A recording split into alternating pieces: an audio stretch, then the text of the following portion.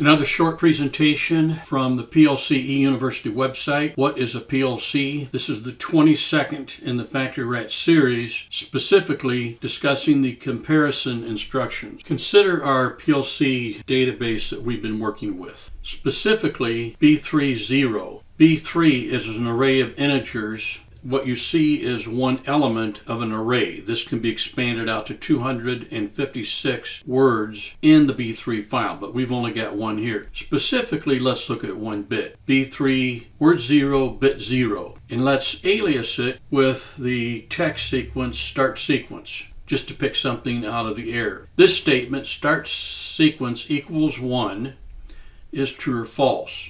Put in PLC instruction form this true if 1, B3 0/0 aliased start sequence. It's also true or false. Consider another statement, start sequence equals 0, which is also true or false. And this is the instruction that is the equivalent, start sequence equals 0. It's true if off. So we have a true if on, true if off. Now let's consider N7, which is an array of integers. Just like B3 is an array of integers, we've expanded N7 to 3 words, 0 through 2, 0, 1, and 2, and we're going to use these in our demonstration. Here are some symbols that you recognize: equal, greater than, less than, greater than or equal to, less than or equal to, and not equal. Not equal is probably the one that you've maybe never used in an expression.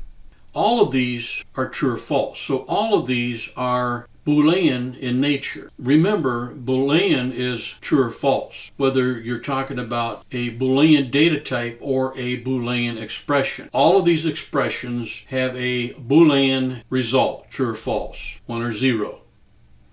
In a computer, it would be expressed 1 for true, 0 for false. This is the equal instruction for a PLC. I have the value of 0 in all of these elements, but these are the instructions. N70 is equal to N71, true or false. Greater than N71, true or false. Less than N71, true or false. Greater than or equal to, true or false. Less than or equal to, true or false. Not equal. These are the 6 basic comparison instructions that you will find in PLCs. You can combine these instructions to give you a range of values that give you true or false.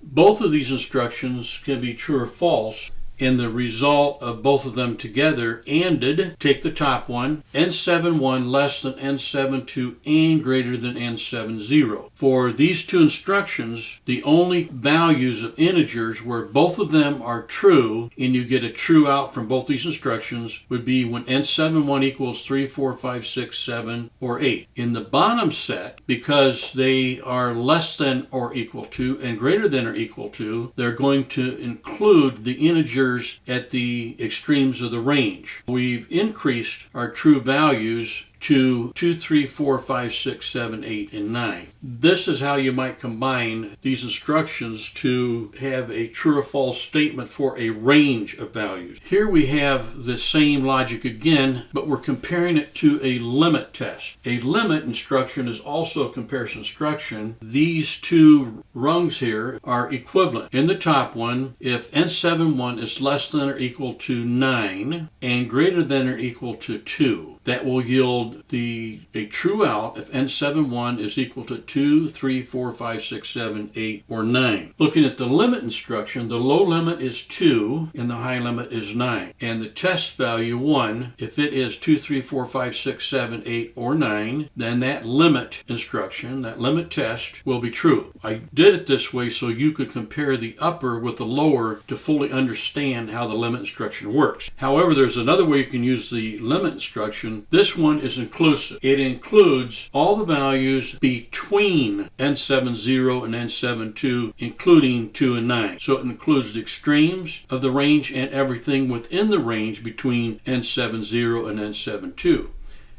The other method to use the limit instruction is to exclude the values between the two limits of the range. Look at the upper rung. What is less than or equal to 2? Well, 2 is equal. That would be true. 1 would be less than. That would be true. 0, -1, -2, etc. Or, because we have these in parallel, or greater than or equal to 9. What is greater than or equal to 9? Well, 9 is equal, 10 is greater, 11 is greater, and so forth. For a signed integer, N71, which can be anything from -32,768 all the way up to 32,767, both of these instructions, the upper pair and the lower limit, would be true if N71 equals anything between -32,768 all the way up to and including 2, or 9 and all the way up to a positive 32,767. The bottom instruction is a little bit more difficult to read because you're used to considering the range of values between the low limit and the high limit. But when you look at the value for N72, which is